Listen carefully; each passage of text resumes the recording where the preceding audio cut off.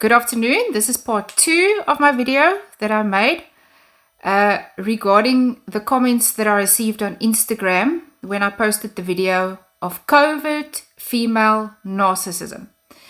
Now, as mentioned in my first video, it was only females that commented.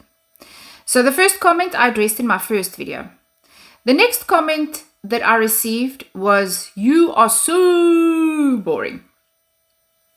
And that I actually take to be a compliment, because if you find me boring, that means I am deactivating your fight or flight mode, and you are actually now in a state of awareness where you can receive information that I'm giving to you.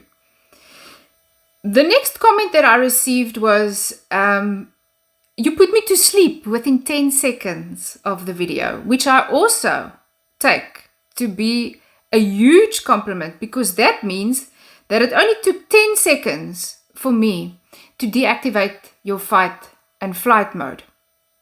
People are so used to being in fight or flight mode nowadays that they perceive any information to the contrary that actually stimulates that fight or flight state as being boring, not entertaining enough, not to their liking. But interestingly enough, all these people that commented on my Instagram page are not followers of mine. So that was the second red flag for me. The first red flag was it was all females that commented, seeing as my video was about covert female narcissism. The second red flag was once the one comment started, the rest started coming in. So a tactic that a narcissist likes to use, especially a covert female narcissist, and in fact all of them, they like to devalue you. So they like to cause doubt in your mind that the message that you are conveying is of no good because it's boring and it's not entertaining and you've got no emotion on your face.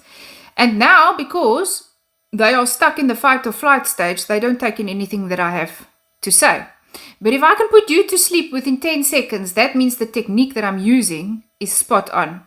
And that is actually the reaction that I prefer, not that you sleep during my sessions, but that you just calm down enough for me to be able to convey my message to you.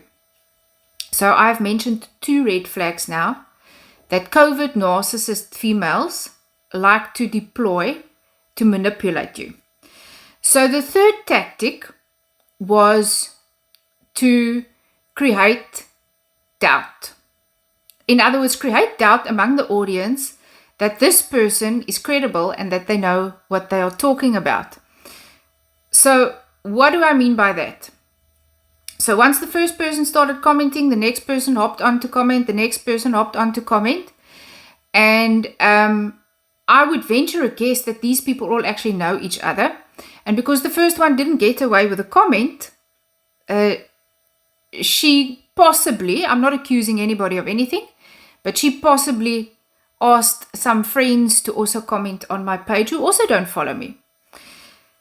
So that was for me the third red flag. Trying to create doubt, trying to gaslight me into thinking that I am not worthy of conveying this message, which I perceive to be rather important.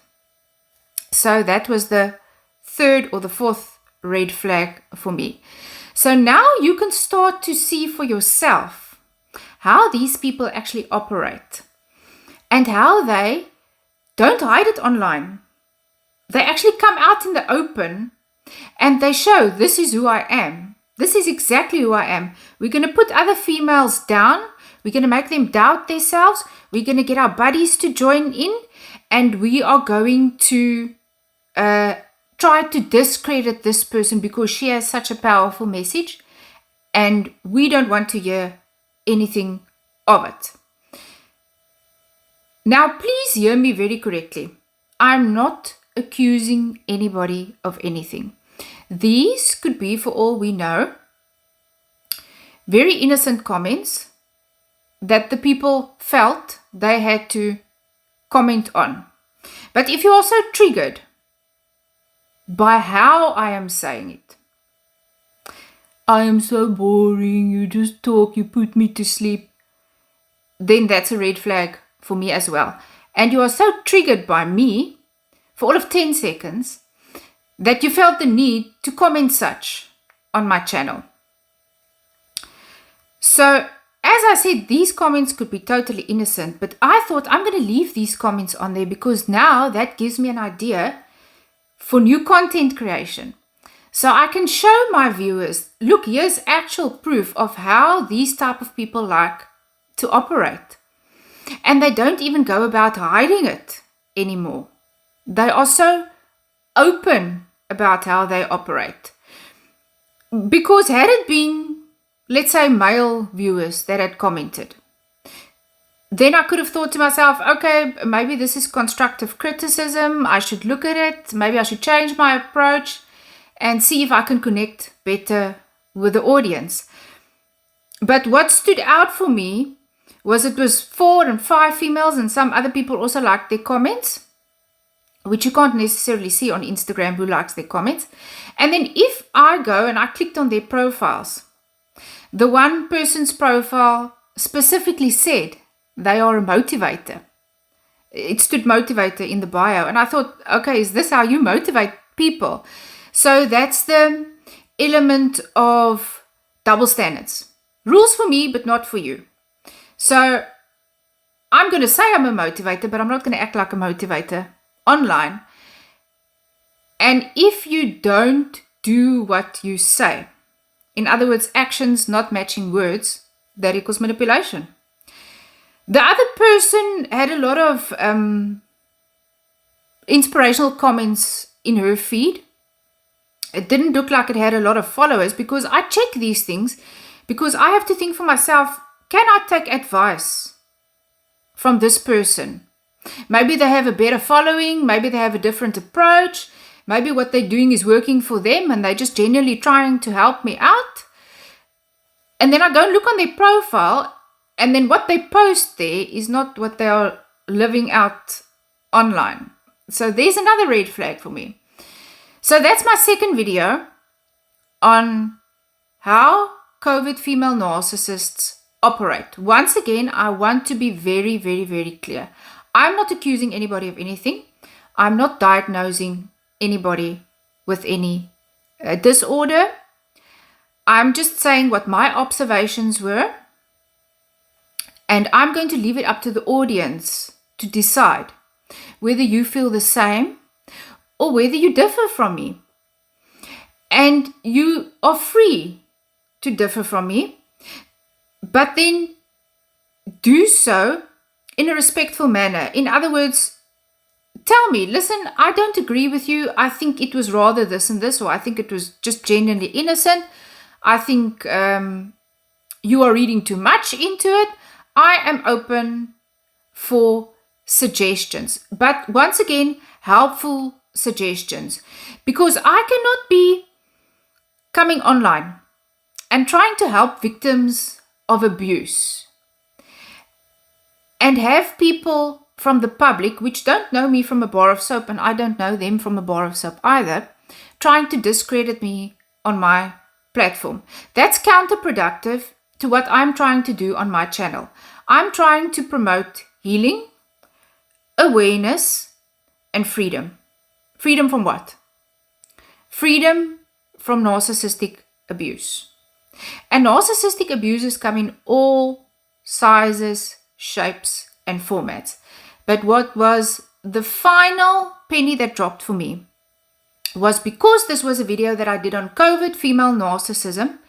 It was a 39-second reel that I posted on my Instagram account.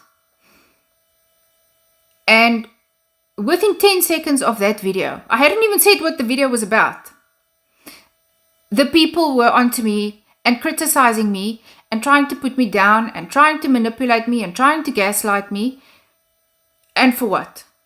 For what? So I will continue speaking out about this topic. And I'm glad that that happened on the Instagram, because now all of you can go and look and you can decide for yourself. Is the message that I'm delivering credible? Am I worthwhile listening to? Or am I just too boring?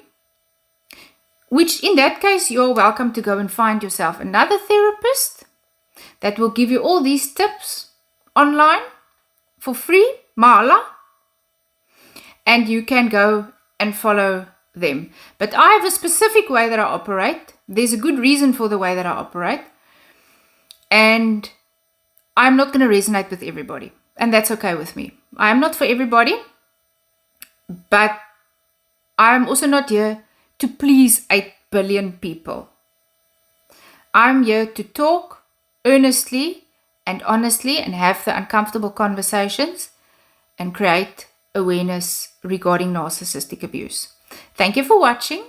See you next time. Bye-bye.